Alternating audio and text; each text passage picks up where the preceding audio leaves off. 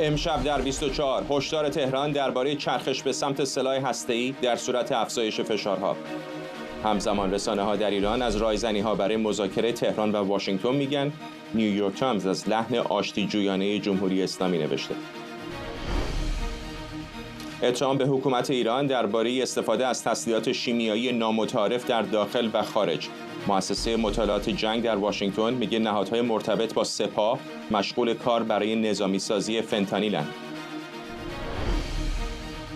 کشته شدن کیومرث پورهاشمی فرمانده ارشد نیروی قدس در حلب سوریه. سپاه میگه او در حملات مخالفان مسلح بشار اسد هدف قرار گرفته. از استودیوی ایران اینترنشنال این 24 است با فرداد فرهزاد.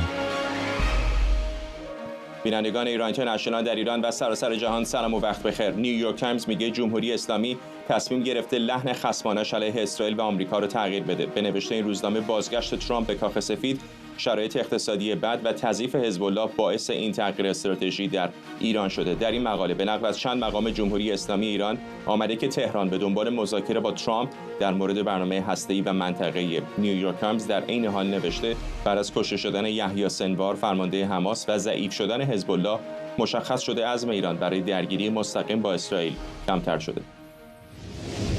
خبرنگارمون آرش علایی از واشنگتن دی سی با ماست. آرش، بیشتر به ما بگو در مورد این مقاله چه چیزایی رو کنار هم آورده که به همچین ارزیابی رسیده؟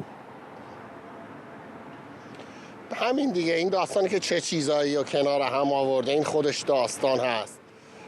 ابتدا اشاره کنم به این که میگوید این مقاله که با 5 تا از مقامات جمهوری اسلامی صحبت کرده، 2 تاشون تو سپاه هن، چیزی که مقاله نویس ادعا کرده است، مقاله نویس نیویورک تایمز. و به عنوان خبرنگاری که در داخل جمهوری اسلامی هم فعالیت کرده است، هیچ سناریویی وجود ندارد که مقامات جمهوری اسلامی یهو تلفن رو بردارن و زنگ بزنن به خبرنگار نیویورک تایمز همینجوری باشه بخوان درد دل بکنن یا سپاه پاسداران. اگر همچین اتفاقی در مقامات جمهوری اسلامی بیفتد، وزارت اطلاعات، وزارتخانه‌های دیگر 2 دقیقه‌ای بالای سر این آدم‌ها خواهند بود. اگر مأمور سپاه، فرمانده سپاه، مقامی که با بیت رهبری هست، با نیویورک تایمز صحبت می‌کند، یعنی با 50 تا مقام اطلاعاتی دیگر چک کردن، جمهوری اسلامی به نتیجه رسیده است که یه حرفی رو بزند، بعد اونها از اون خبرنگار استفاده میکنن، از رابطه شخصی که اون خبرنگار ممکن است داشته باشد.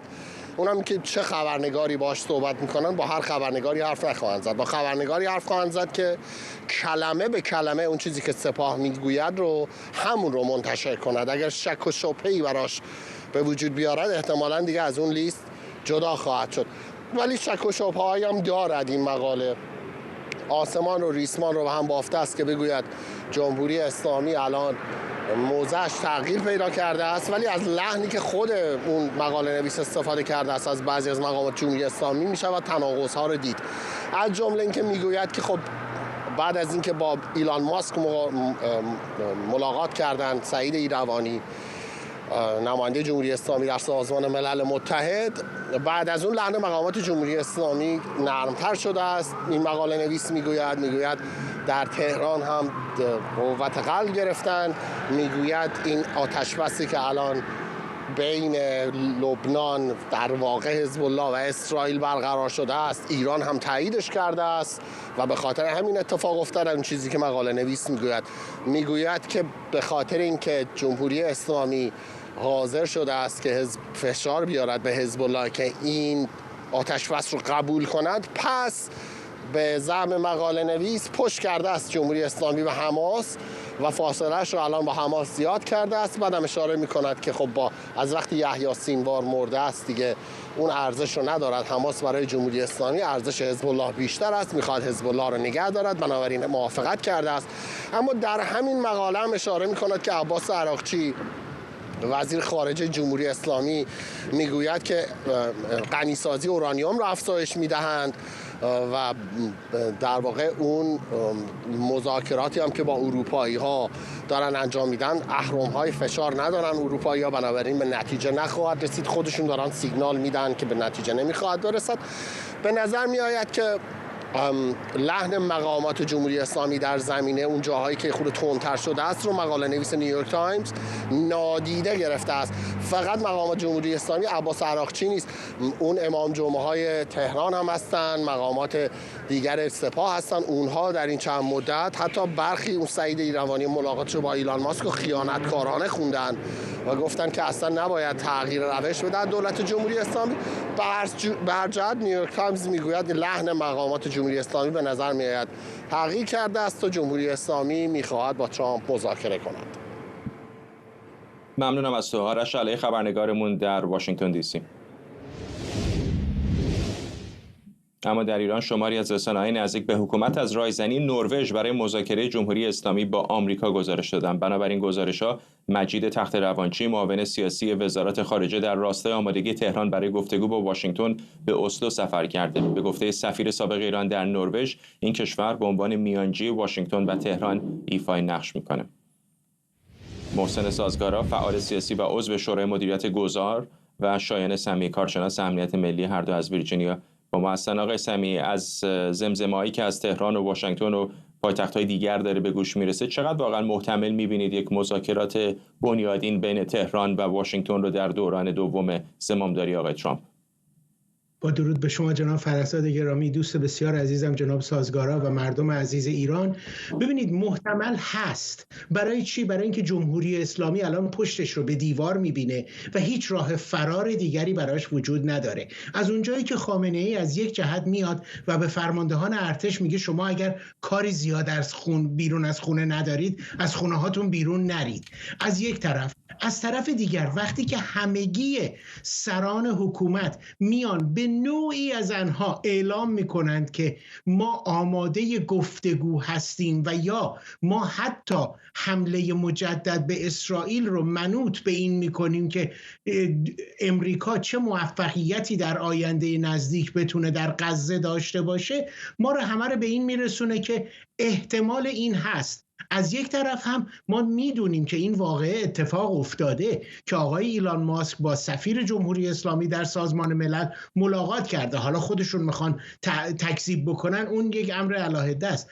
اما این مسائل همه ما رو به این وامی داره که فکر بکنیم که جمهوری اسلامی از طرز عمل کرد یا برخورد دولت آینده ایالات متحده واهمه داره، چون نه فقط خود آقای ترامپ بلکه تمامی افراد درجه یک سیستم های امنیت ملیش هم بر این باور هستند که باید جلوی جمهوری اسلامی صف وایساد و به همین خاطرم هست که من فکر میکنم اینا علاقمندی به مذاکره رو دارن. حتی دیگه از عمان هم گذر کردن و الان اومدن دست به دامن کشورهای اروپایی شدن که بتونن حداقل اروپایی ها رو با خودشون همصدا بکنن تا بعد برن سراغ امریکا. آقایان لطفاً با ما بمونید. یک خبر فوری داریم که همین الان رویترز منتشر کرده. دقایق پیش رویترز از مشاهده گزارش آژانس بین‌المللی انرژی اتمی خبر داده که طبق اون جمهوری اسلامی به آژانس خبر داره که قصد داره اورانیوم خام رو به 8 آبشار سانتریفیوژ IR6 که اخیراً در فوردو نصب شده تزریق کنه تا اورانیوم رو تا خلوص 5% غنی‌سازی کنه. برگردیم به مهمانمون آقای سازگارا، ترجمه این چه است؟ منم ضمن عرض سلام و ارادت خدمت شما آقای فرزاد، خدمت دوست عزیزم آقای سمیعی و همه بینندگان گرامی. ببینید، بذارید از اون طرفی بگم، دکترین نظامی خامنه ای که 35 سال مملکت رو آورده شکست خورده، دکترینی که مبتنی بوده بر ارسال موشک، فکر میکرده 2 ساعته به تل‌آویو و حیفا رو با خاک یکسان میکنه، دفاعی ضد موشکی نشون دادن این تیغ زنگ زده است، نمیشه. بخش نیروهای نیابتی هم که بخش دیگه‌ای بوده، جنگ‌های نامتقارن به قول خودشون یا به نظر بنده تروریستی، این هم خب در 14 ماه گذشته اسرائیل دندونشو کشید. یعنی حماس و جهاد اسلامی رو که طاق غزه رو سرشون با مردمش خراب کرد و لبنان رو هم، حزب الله رو واقعا در کمتر از 3 ماه مچاله کرد، انداخت یه گوشه. حالا قطعنامه 1701 و چند تا شرط اضافه برگشته و احتمالاً هم اعمال میکنه. میمونه این بازدارندگی اتمی، این سه تا بخش دکترین نظامی خامنه‌ای. اتمی از روز اولم پروژه بی سرانجامی بوده، یعنی دنیا نمیذاره جمهوری اسلامی برسه به بمب اتمی به 1001 دلیل.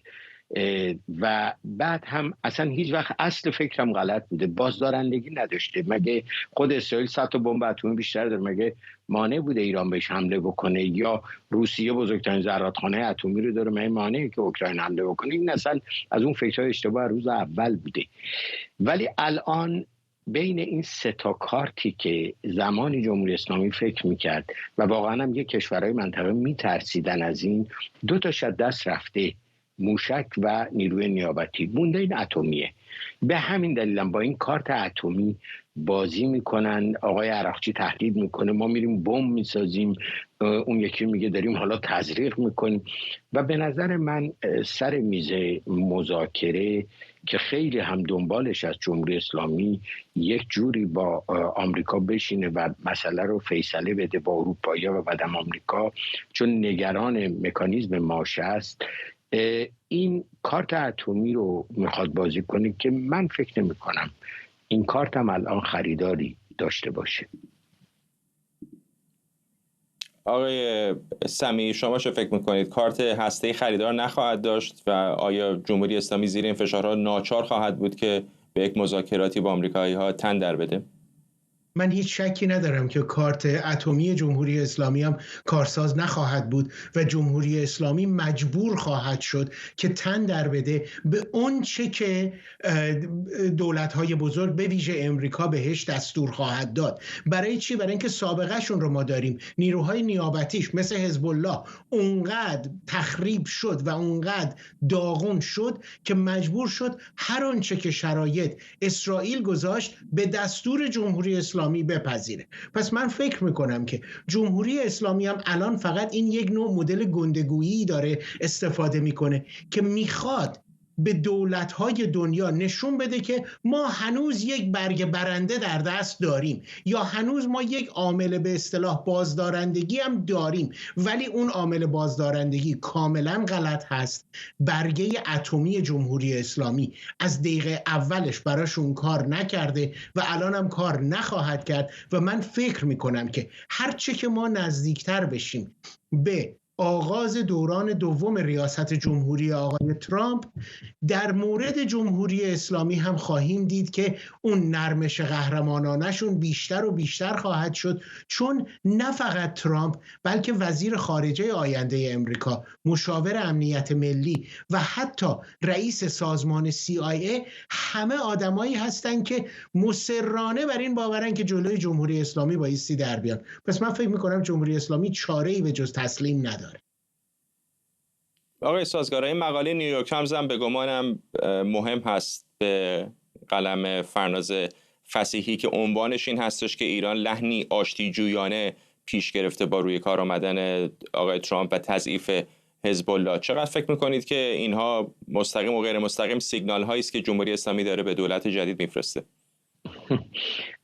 بله، به هر حال این خیلی فهم بالایی نمیخواد، تحلیل عجیب غریبی هم نمیخواد که جمهوری اسلامی الان دنبال این است که با اروپایی‌ها و با آمریکا کنار بیاد و یه جوری تحریما رو شل بکنه.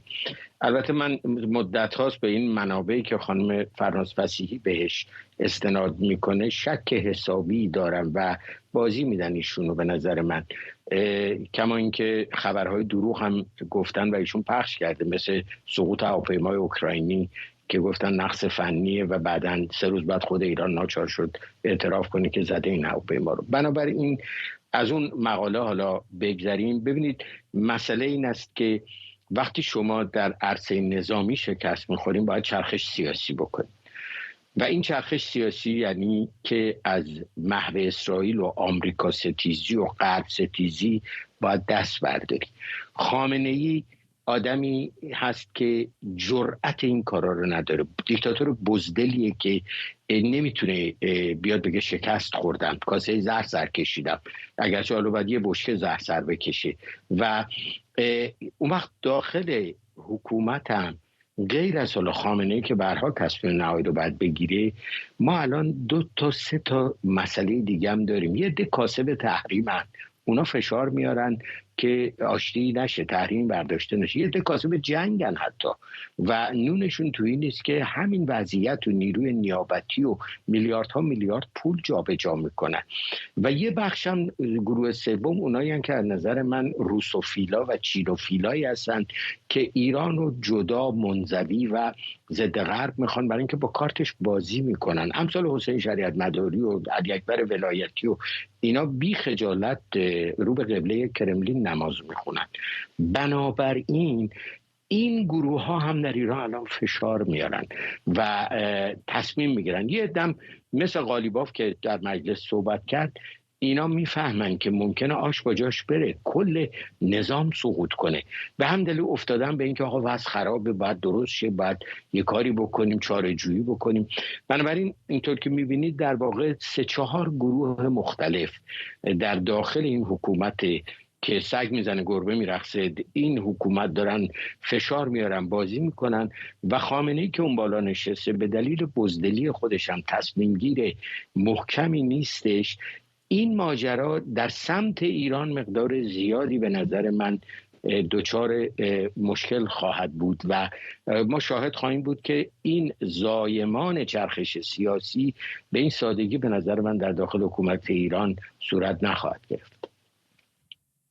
آقای سازگار، فقط بگم حالا من قصد دفاع از خانم فصیحی ندارم، ولی خب شکی نیستش که ارتباطاتی با بعضی از منابع در ایران داره، مثل بسیاری از روزنامه‌نگاران دیگه. و اون چیزی هم که بهش اشاره کردید طبیعتا نقل قولی بود که او در مقالش آورده بود، نه تفسیر خود او یا نیویورک تایمز. بگذریم از این. آقای سمیعی، چقدر فکر میکنید که همین سیگنال اولیه، مثلا دیدار ماسک، حالا هرچند مقامات ایرانی اون رو تایید نمیکنن، با سفیر دائم ایران در سازمان ملل از سمت دولت ترامپ هم ممکنه سیگنالی باشه که اونها هم ممکنه در شرایطی آماده مذاکره باشن؟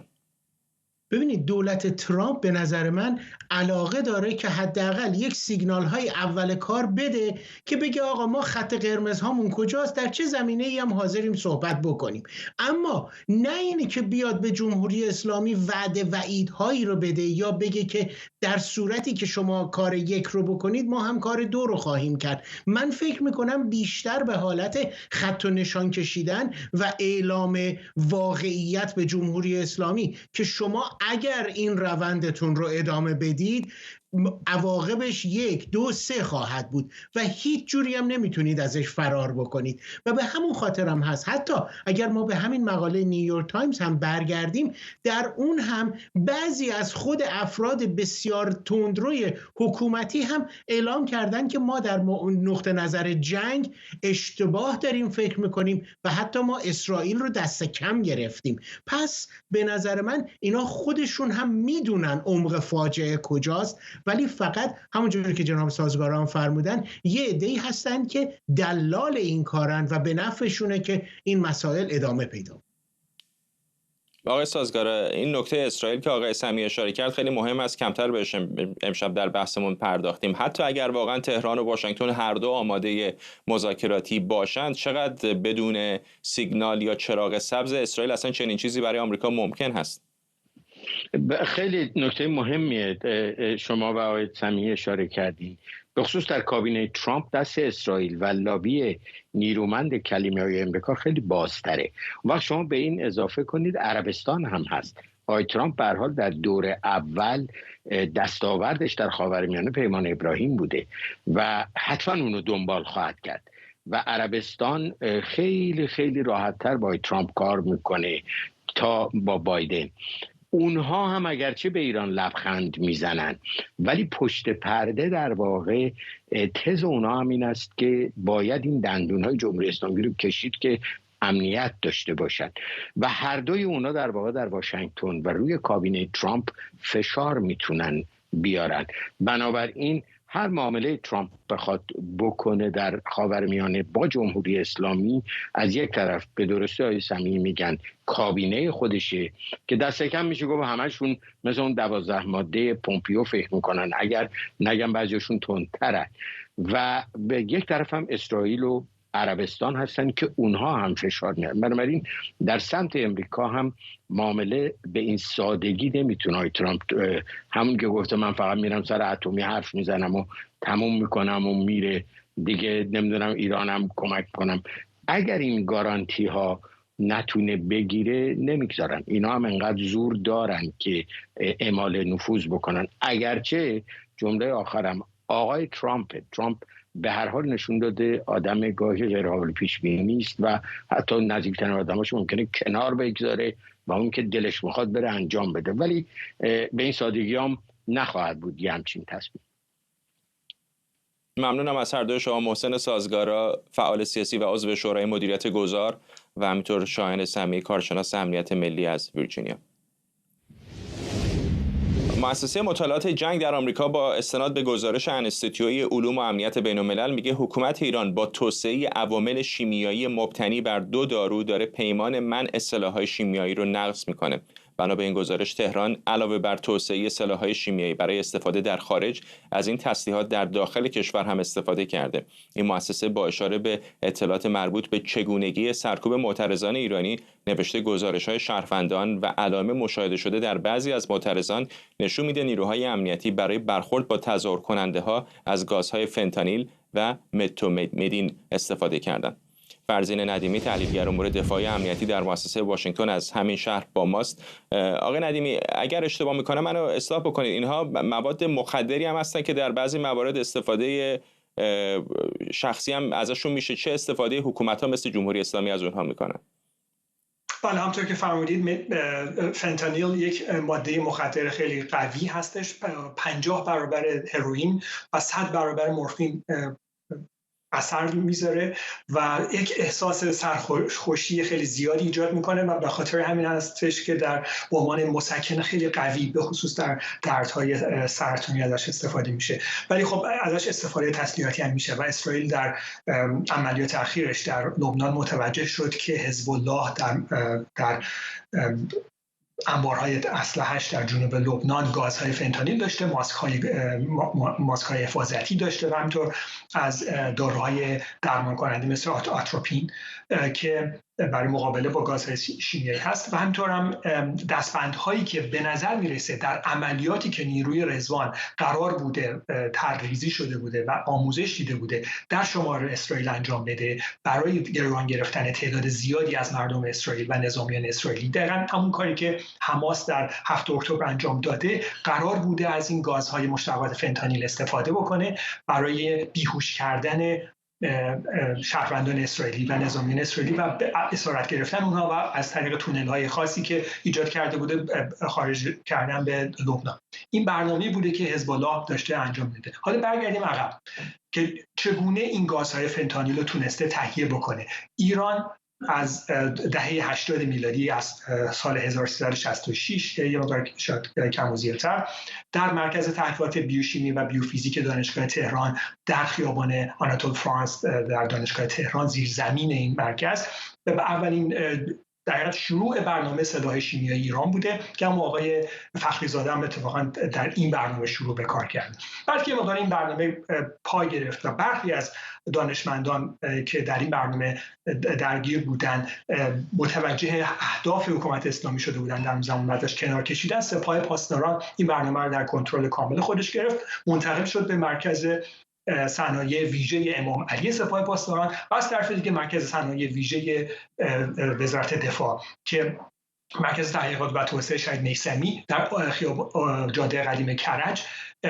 در حقیقت مرکز تولید این نوع گازها شد، گازهای فنتانیل و مشتقات گازهای PBA که کارش بیهوش کردن بوده، بیهوش کردن افراد. در کنار گازهای اشک‌آور، نارنجک‌های اشک‌آوری که تولید میکنه به اسم اشکان برای کنترل اغتشاشات و ناآرامی‌ها و تظاهرات در داخل ایران. همین آمپول‌های آتروپین تولید می‌کنه، ماسک‌ها و لباس‌های شیمیایی تولید می‌کنه در این مرکز شهید میثمی که از سال 1366 تأسیس شد، ولی بعداً از وزارت دفاع منتقل شد به همین مرکز فناوری‌های نوین دفاعی سپند تحت زیر مجموعه اونجا قرار گرفته. و این گاز فنتانیل در حقیقت از زمانی سپاه پاسداران و ایران وزارت دفاع خیلی علاقمند شد بهش که در سال 2002 پلیس روسیه و وزارت داخله روسیه از این نوع گازها برای در حقیقت بیهوش کردن تروریست‌های چچنی که یک تئاتر رو در مسکو اشغال کرده بودند و تمام بازیگران تئاتر و تماشاچی‌ها رو به گروگان گرفته بودند، برای از کار انداختن اونها از همین گاز فنتانیل استفاده کرد. ولی مسئله اینجاست که دوز بالای این گاز بسیار خطرناکه و میتونه مرگبار باشه، چون مثلا سیستم تنفسی انسان از کار میندازه. و اتفاقا همین مسئله استفاده بیش از حد از این گاز فنتانیل در حمله به تئاتر بنوکاوا در مسکو باعث شد که تعداد زیادی از گروگان‌ها و گروگانگیرها جان خودشون از دست برن. و این مسئله وجود داره که این گاز فنتانیل میتونه خطرناک باشه، اووردوزش باعث مرگ میتونه باشه. و استفاده از این نوع گازها، چه گازهای اشک‌آور چه گازهای بیهوش کننده، در شرایط جنگی طبق مقررات بین‌المللی ممنوع هستش و قوانین بین‌المللی ممنوع کردن. البته اینجا یک تناقض آشکاری وجود داره. استفاده از گازهای اشک‌آور در شرایطی که درگیری‌های شهری هست و اغتشاشات به اصطلاح شهری از تظاهرات شهری هست ممنوع نیست، ولی استفاده از همین نوع گازها در جنگ به خاطر اینکه تحت مقررات منع استفاده از سلاح شیمیایی در جنگ قرار میگیره به طور کامل ممنوع هستش. ولی استفاده در این ممنوعیت جهان شموله یا کشورهای امضا کننده رو فقط شامل میشه؟ خب بله، کشورهای امضا کننده پیمان‌های منع سلاح شیمیایی رو شامل میشه که ایران اتفاقا سال 1371 امضا کرده و سال 1376 هم مجلس ایران به اصطلاح تصویب کرده، راتیفای کرده این پیمانو. ایران عضوش هست، ولی همین ایرانه که این گازهای بیهوش کننده رو در اختیار حزب الله لبنان قرار داده، در اختیار میلیشیاهای عراقی قرار داده و در سوریه هم به طور خیلی مفصل در دوران جنگ داخلی سوریه از اونها استفاده شده. بنابراین ایران به عنوان تامین کننده این گازهای بیهوش کننده تولید کننده و تامین کنندهشون در حقیقت ناقض مقررات بین‌المللی حقوق بشر هست، همینطور مقررات منع سلاح شیمیایی. حالا در مورد استفاده در شهرها و محیط شهری به ضد اغتشاش هم برای اون هم قوانین انسان دوستانه و مقررات بین‌المللی شرایط بسیار سختی قائل شده. اونجوری هم نیست که هر کسی به هر مقداری بخواد بتونه از گاز اشک‌آور استفاده بکنه. استفاده از گاز اشک‌آور تحت شرایط خاص و زمانی که تظاهرات غیر صلح‌آمیز خیلی خشونتبار باشه، در محیط‌های بسته نباید استفاده بکنن و از یک دوز مشخصی باید استفاده کنن و استفاده بیش از حد اونها در محیط‌های بسته و همینطور علیه تظاهرات مسالمت‌آمیز طبق قوانین بین‌المللی ممنوع هستش. ممنونم از شما. فرزین ندیمی، تحلیلگر امور دفاعی و امنیتی در مؤسسه واشنگتن از همین شهر. رسانه‌های ایران میگن کیومرث پورهاشمی از فرماندهان ارشد سپاه پاسداران در جریان حمله مخالفان بشار اسد به شهر حلب سوریه کشته شده.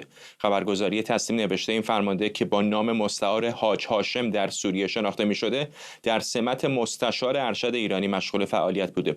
کشته شدن این عضو سپاه در حالیه که گروه‌های مخالف دولت سوریه از جمله هیئت تحریر شام حمله گسترده‌ای را به شهر حلب راه انداختند. تا به حال بیش از 130 نفر در این نبردها کشته شدند. همزمان هواپیماهای جنگی روسیه و سوریه مواضع مخالفان اسد را بمباران کرده و خود اسد برای گفتگو با پوتین به مسکو سفر کرده.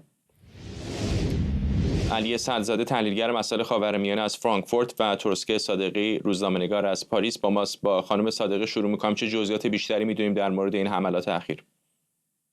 خب مسئله‌ای که وجود داره اینه که اگر به جغرافیای سوریه در حال حاضر نگاه بکنیم، تحولاتی که در شمال و غرب این کشور وجود داره خیلی به یک باره با همدیگه داره پیش میره. اینکه چقدر هماهنگ هستن این رو باید برگردونیم به حالا جنگی که در لبنان و غزه در واقع وجود داشت.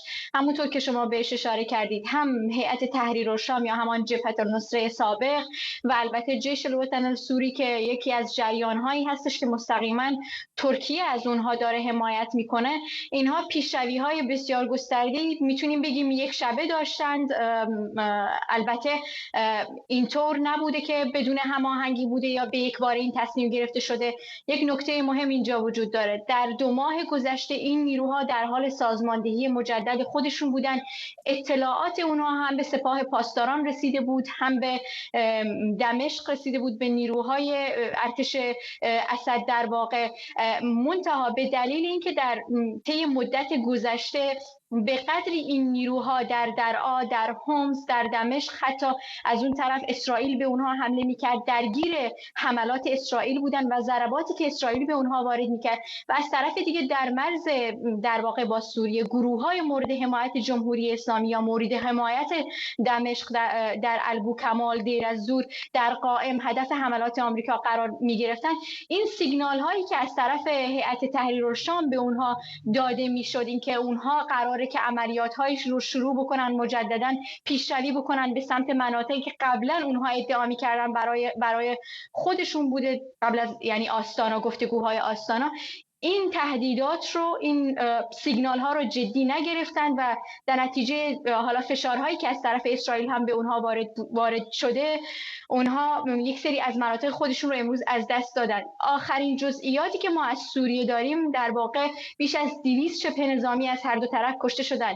ضربه سنگینی به ارتش سوریه یعنی اسد وارد شده، به سپاه پاسداران، نیروهایی که اونجا حضور دارند، این فرماندهی که ازش اسم برده شده، و از طرف دیگه اونها در 10 کیلومتری در واقع حلب هستن. این به ضرر دمشق، تهران، به ضرر مسکو هستش و همه این تحولات باعث شده که همونطور که شما بهش اشاره کردید بشار اسد سراسیمه به مسکو سفر بکنه و این بیانیه حدوداً 2 ساعت پیش وزارت خارجه مسکو رو داشتیم که گفته که همچنان حمایت میکنیم از دمشق، چون خود گزارش‌هایی که منتشر شده در کفرجوم تانک ارتش اسد به غنیمت گرفته شده، حتی ظاهراً در یک سری از چک پوینت ها و ایست بازرسی ها به نیروهای روسیه هم حمله شده. البته این رو طرف روسیه هنوز تایید نکرد.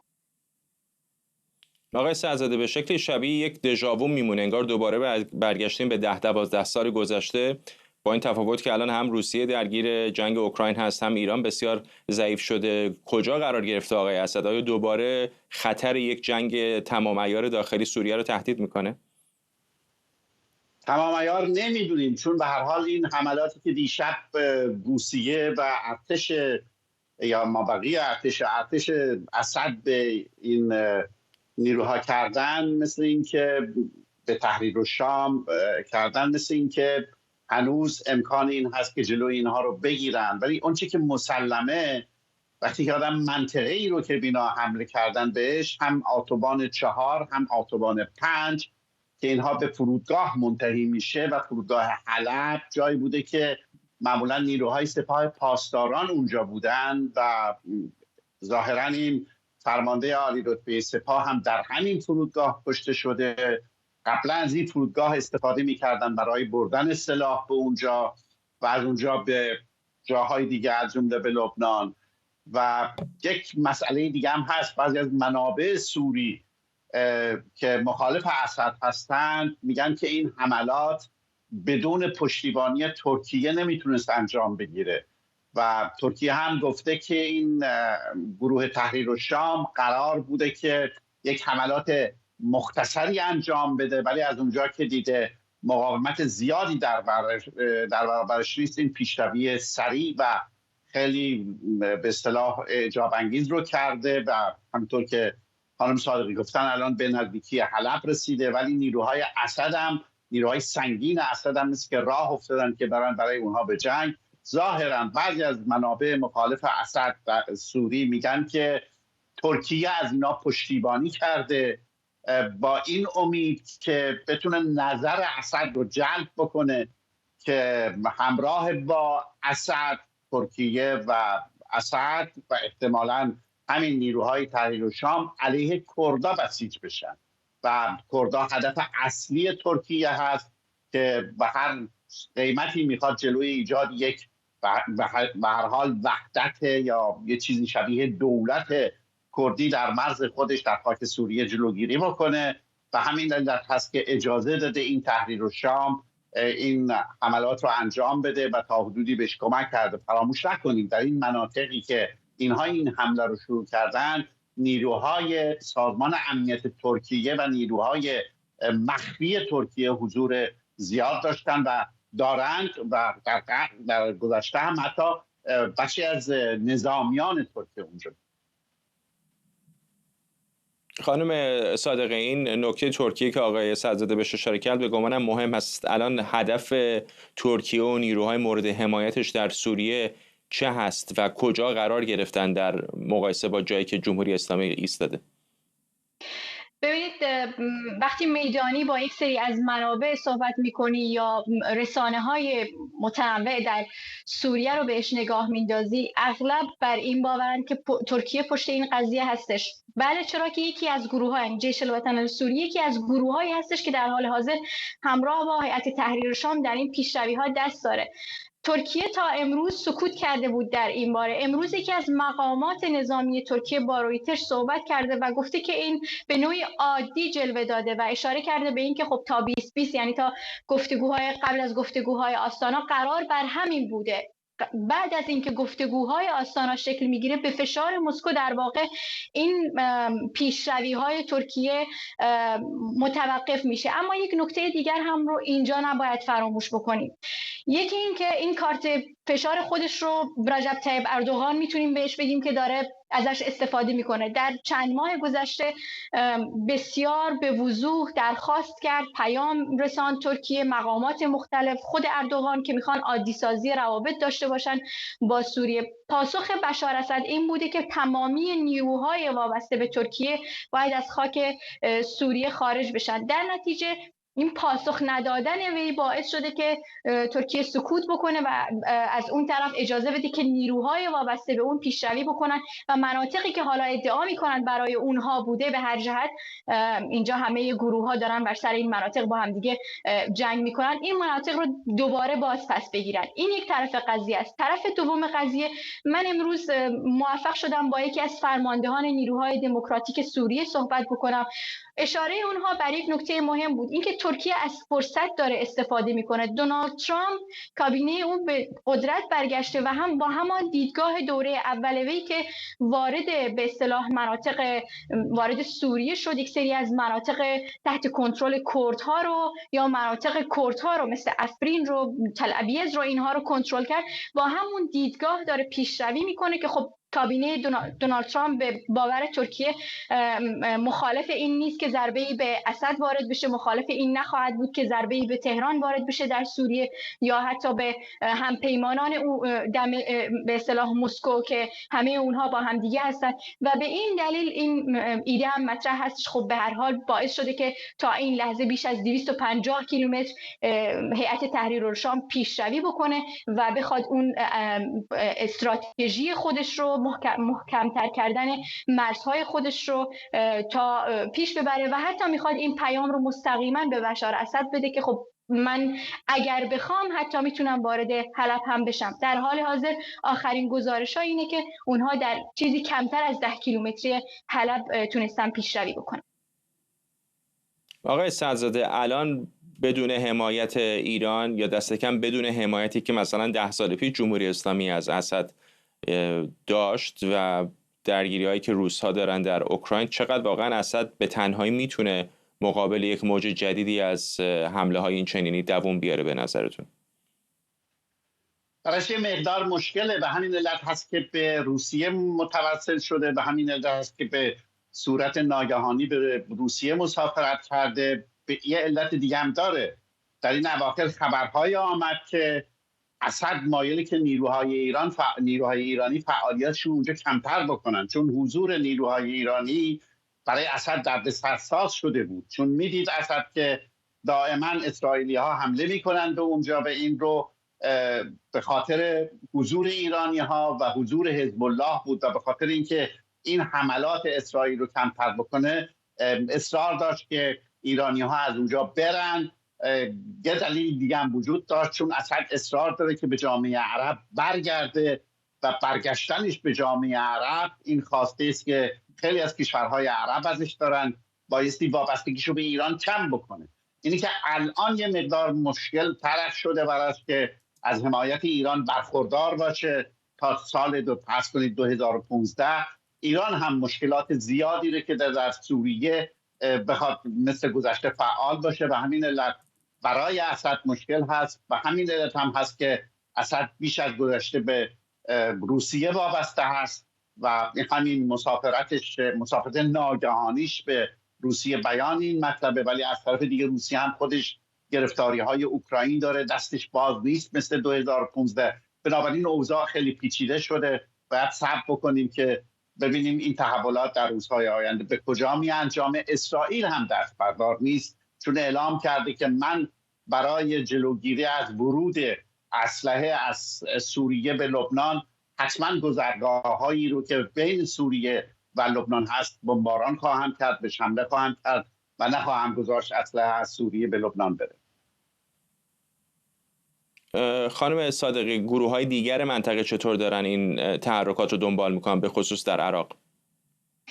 ببینید، مسئله‌ای که وجود داره اینه که اسرائیل بله همچنان در برنامه‌اش هستش که به هر حال به نیروهای نیابتی جمهوری اسلامی ایران چه در سوریه باشه چه در عراق باشه حمله بکنه. ما این حملات رو، یک سری از مجموعه حملاتی رو در مدت گذشته داشتیم، در چند هفته گذشته به این گروه‌ها در مرز سوریه، در مناطق مرزی سوریه با عراق. اما خب این برخی از رسانه‌ها به این نکته هم اشاره میکنن، نمیتونیم بگیم این واقع بینان است، ولی خب برخی میگن که شاید یک توافقی باشه بین ترکیه با اسرائیل برای اینکه فشار بیشتری به جمهوری اسلامی ایران وارد بشه، به گروه‌های مورد حمایت جمهوری اسلامی ایران در هر حال در سوریه. و این همین مسئله منجر شده به اینکه خب به رژیم اسد هم، به شخص بشار اسد هم فشارهایی وارد بشه. ولی خب نکته مهمی که وجود داره اینه که در هر صورت چه در عراق در حال حاضر نیابتی‌های جمهوری اسلامی ایران در بیم این هستند که از طرف اسرائیل مورد هدف قرار بگیرن و تحولاتی هم که در حال حاضر در سوریه داریم می‌بینیم در چارچوب همین فشارهایی هستش که در هر صورت اسرائیل داره به جمهوری اسلامی ایران وارد میکنه. نیروهای اونها مجبور هستن عقب نشینی بکنن. خود یعنی فرمانده سپاه پاسداران اونجا کشته میشه، یک سری از مناطقشون رو 250 کیلومتر مربع رو دارن از دست میدن. نشون میده که در هر صورت فشار بسیار زیادی داره وارد میشه از اینکه به هیچ عنوان بشار اسد اجازه نده حزب الله لبنان، حزب الله عراق یا دیگر گروه‌هایی که وابسته به جمهوری اسلامی هستند از خاک سوریه برای ضربه زدن به اسرائیل استفاده بکنن. یعنی تمام تلاش‌ها در این رابطه است. ولی خب نگاهی هم بیشتر رسانه‌ها در داخل عراق به خود تحولات داخل عراق دارن، این فشارهایی که متوجه دولت عراق هستش و این احتمالاتی که همچنان وجود داره که اسرائیل به این نیابتی‌های جمهوری اسلامی در عراق هم حمله بکنه. ممنونم از شما. تروسکه صادقی، روزنامه‌نگار از پاریس، و علی سعدزاده، تحلیلگر مسائل خاورمیانه از فرانکفورت آلمان با ما. و ممنونم از شما که بیننده برنامه 24 امشب بودید. اجازه بدید برنامه رو با تصاویری زنده از جنوب بیروت به پایان ببریم که شاهد اولین روز آتش‌بس شکننده با اسرائیل هست. ارتش اسرائیل کمی پیشتر اعلام کرده که یک تأسیسات نگهداری موشک‌های میانبرد متعلق به حزب الله رو در جنوب لبنان هدف قرار داده. این اقدام بعد از اونه که طرفین همدیگر رو به نقض آتش‌بس برای پایان دادن به بیش از یک سال درگیری در جنوب لبنان و شمال اسرائیل متهم کردن. اسرائیل همینطور اعلام کرده که به سمت افرادی در مناطق مرزی شلیک کرده. این هم به زعم اسرائیل نقض آتش‌بس بوده. در مقابل حسن فضل الله، نماینده حزب الله، هم اسرائیل رو به نقض توافق متهم کرده. ارتش لبنان هم اسرائیل رو به چندین مورد نقض آتش‌بس در روزهای چهارشنبه و پنجشنبه متهم کرده. این روزهای اول آتش‌بس هست و تا همینجا شکننده بوده. باید در روزهای پیش رو ببینیم که تا چه اندازه دست کم در این 2 ماه اولیه آتش‌بس فعلی بین اسرائیل و حزب الله این توقف تبادل آتش میتونه ادامه پیدا کنه. اجازه بدید برنامه رو با همین تصاویر از آسمان فعلا آرام بیروت در جنوب لبنان به پایان ببریم. ممنون از همراهیتون. این برنامه رو کمی دیرتر میتونید در یوتیوب ایران اینترنشنال هم ببینید.